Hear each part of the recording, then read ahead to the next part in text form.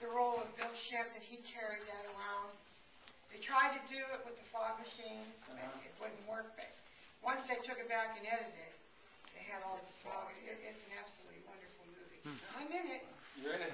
You did a close-up of me. I'm one of the fans at the football game. We had a blast making this movie. We had a blast. You know, after the smog, people began to realize what had happened. There was a tremendous amount of denial. First of all, the mill would never accept any responsibility for it. They said it was just a bad circumstance, the temperature inversion, which trapped the gases here in the valley. It was the steamboats going along and the trains and the automobile. Maybe the mills contributed a little bit to it. But of course, Dr. Ronkus made the statement that Monessen had mills and Clareton had mills, but they were dying in Donora because Donora had the zinc works. But once again, the people said, if we raise too much fuss, then the mills are going to close down and we're going to be without jobs. Well, the zinc works lasted until 1955. It finally went out of business then, and then the steel works about 10 years later.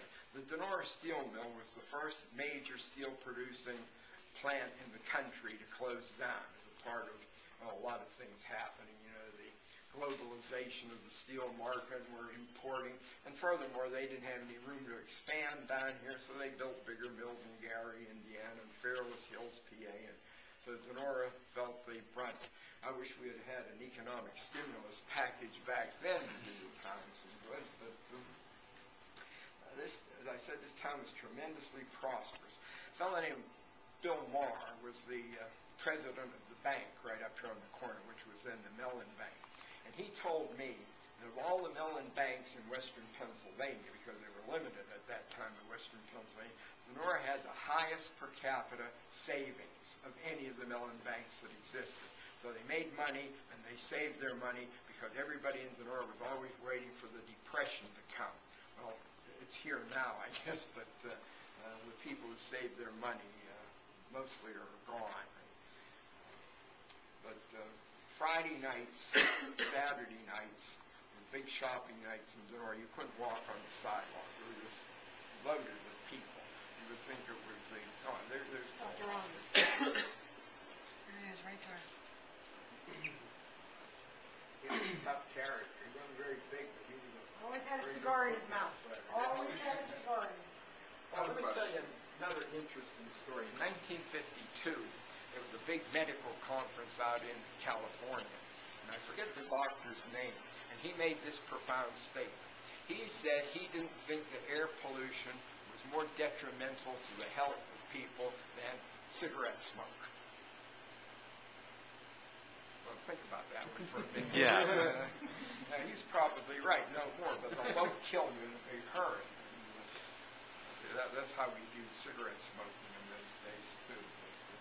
This is the picture, by the way, it's going to be on the cover of our book. And this was making these things down in the zinc works. Supposedly, this was the last of the zinc works, the zinc that was produced there and made into these things.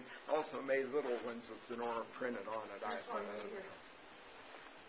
Oh, yeah, there it is. Erica Kazmarek told me the other night her father found a couple of them from her grandfather, and they're going to donate them to us. So that's going to be the cover of the arcade. We submitted a number of pictures, and they picked that one out. So that's what the inside of the zinc works looked like. But the better pictures of the smoke coming out. This is a wonderful picture of Donora. That was a clear day in Donora. All of you, I'm sure, have seen pictures of the smog in Pittsburgh, the fog down there.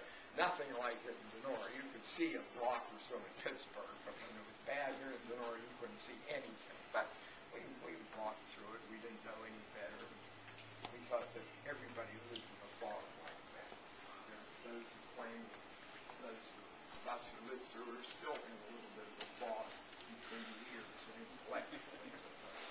That might be true. Come on, any questions? Don't be bashful. Yeah, I have a question. Yeah. So, you would say that, like, they sacrificed the environmental and health concerns for the well-being of the mill and the jobs that they had. Oh, no question about that at all.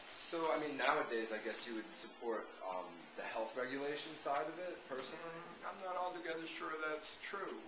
Take some of the developing countries like India and China. They're as polluted as we were back then. Now, supposedly, they have plans to make for a greener environment over there. But right now, they're more concerned about productivity than they are the health of their people. Mm-hmm. But what about like modern day regulations that for things like CO2, which don't physically harm a person or a town, but they might have like large-reaching environmental impacts? Like, what do you think about that? I think we have to do that. There's no question about it that we are literally killing ourselves. Maybe not my generation, but your generation. This environmental warming is going to change everything. But of course, there are those who deny that too, just like the people denied that the smoke out of the zinc works was not killing anybody. Oh, I truly believe that we have to get serious about matters like that. Pittsburgh is supposed to be the second or third most polluted city in the country now, but my goodness, Pittsburgh doesn't have much pollution. It's the power plants down here along the river that makes Pittsburgh polluted, and the Clairton Coke Works and so forth. But we've made a lot of strides, but still a lot to go. One of which is, of course, we have all these automobiles now that are spewing out all sorts of things that we shouldn't be breathing or shouldn't be in the atmosphere. So you people probably buy your next car is going to be electric or something of that sort. It's old fogies. We have to drive clunkers around. Good questions. Come on, any other? How about some of those emails in here? My goodness gracious, I'd rather talk to girls than boys anyway. Well, do you think if a plant came to Denora, wanted to build a plant in Denora, do you think people would be excited about it? Oh, There are no jobs. I mean, definitely. In fact, now it's not only Denora. Menneson is a town twice as large as Denora, but it's a mess now. It's a Rust Belt community now. In fact, when I become depressed about what I see in Denora, I get in my car and take a ride through Menneson. My spirits no end. Because they got a few years ago, maybe 15 or 20, they got a tremendous government grant because Menneson has great politicians, something that Denora doesn't have. And they got this big grant of money, and what they did, they built, what would you call them? I don't know.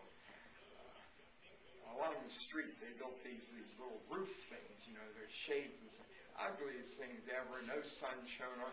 And after spending millions of dollars on that thing, they had to rip them all down. So that money went totally to waste. Hugo Parenti was one of the great powers in Pennsylvania politics, the mayor of Menneson. Then the Mendarinos, one became the Speaker of the Pennsylvania House, and the other was the Supreme Court Justice in Pennsylvania, all from Menneson. See, we don't have folks like that anymore. We have football. Well, of course, they have, I think, 9 of their high school graduates played in the National Football League. So, by the way, got a question for you, young lady. Who's Curtis Martin? he played for the Jets. Yeah, he played for the Jets. Where did he play college football? He grew up in Denora, too. No, his mother did. His mother did. He's sort of a half-son of Denora. His uncle, you remember Willie Allen? Mm-hmm. Meanest, nastiest son of a gun on the face. Don't worry this time. Yeah, the meanest, nastiest son of a gun on the face of this earth.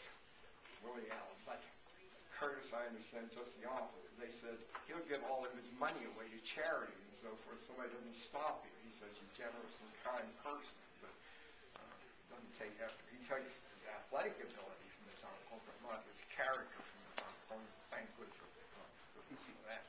Okay, come on, more questions about this. Who was Ed Bozek? Who was Ed Bozek? Oh, you young people. Huh? An athletic director? An athletic director. He was also a vice chancellor. What else you know?